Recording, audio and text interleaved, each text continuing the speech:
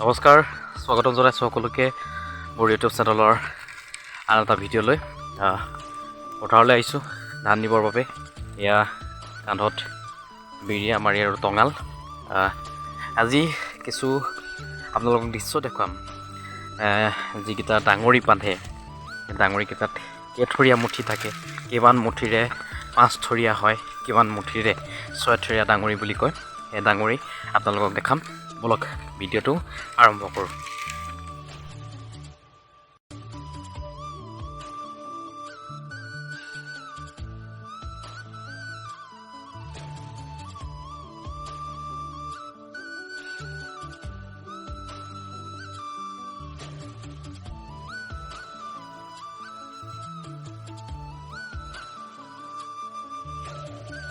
এনেদৰে ধাননি পথাৰত কাটি থোৱা মুঠিবোৰ এঠাইত গোটোৱা হয়। গোটাই লৈ এনেদৰে 6টাকৈ মুঠি 5বাৰকৈ দিয়া হয়। 6টাকৈ এনেকৈ 5বাৰ দিয়া হয় আৰু তাৰপিছতেই ডাঙৰি বান্ধি দিয়া হয় আৰু বন্ধাৰ পিছতে ইয়াক ডাঙৰি বুলি কোৱা হয়।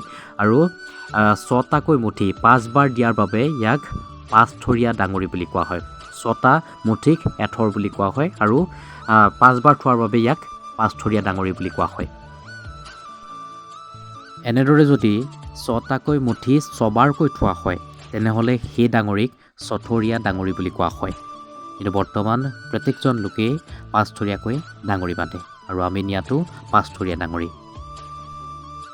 এনেদৰে দেউতা আৰু মই ধান ঘৰলৈ লৈ গৈছোঁ। আপোনালোকক দেখুৱালোঁ যে কেনেদৰে মুঠিবোৰ বান্ধে আৰু তেনেদৰে ঘৰৰ পৰা টঙাল লৈ অহা হয় আৰু টঙালত তেনেদৰে 5 থৰীয়া ডাঙৰি, যিহেতু 30টা মুঠি, 30টা এবাৰ 60টা মুঠি কান্ধত লৈ ঘৰলৈ যাব লাগিব। তাকে কেনেদৰে মুঠিটো ডাঙৰি ভাৰ ঘৰলৈ লৈ যাওঁ তাকেও দেখাম, চাই থাকিব ভিডিঅ'টো।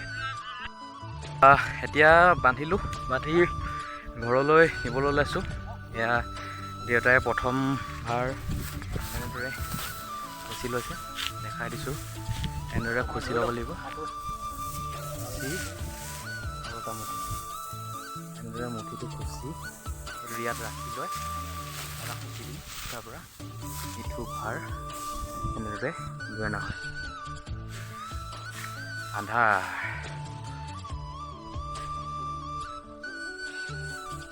এনেদৰে দাঙি এনেদৰে লৈ অহা হয়। এইটো যিটো ডাঙৰি আছে, ইটো ডাঙৰি আৰম্ভণি এয়া 5 থৰীয়া ডাঙৰি।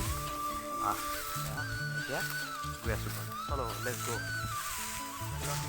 এতিয়া মই লৈ লওঁ, মই ডাঙৰিটো লৈ লওঁ, তাৰপৰা গৈ আছোঁ।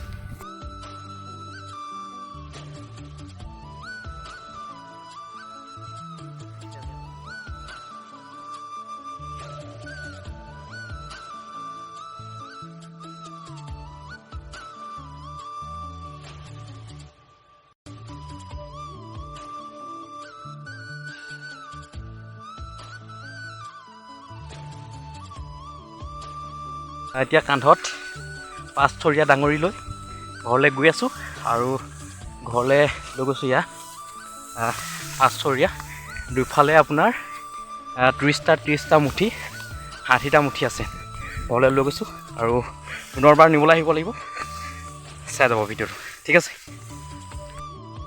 প্ৰথমবাৰ ঘৰত থৈ এতিয়া দ্বিতীয়বাৰৰ বাবে আহিছোঁ। আকৌ লৈ যাব লাগিব ইয়াৰ পৰা। সেইদিনাত কৈছিলোঁ যে তিয়ক সমষ্টিত আমাৰ 3 ডোবা আছে, সেই 3 ডোবাৰ ধান এতিয়া আমি ঘৰলৈ লৈ গৈ আছোঁ। এয়া প্ৰথমবাৰ আৰু দ্বিতীয়বাৰৰ বাবে দেউতাই বুজিলে, দেউতাই আৰম্ভণি কৰিলে দ্বিতীয়বাৰ। সেনেদৰে এতিয়া দ্বিতীয়বাৰ ঘৰলৈ লৈ যাওঁ। ভিডিঅ'টো চাই থাকিব।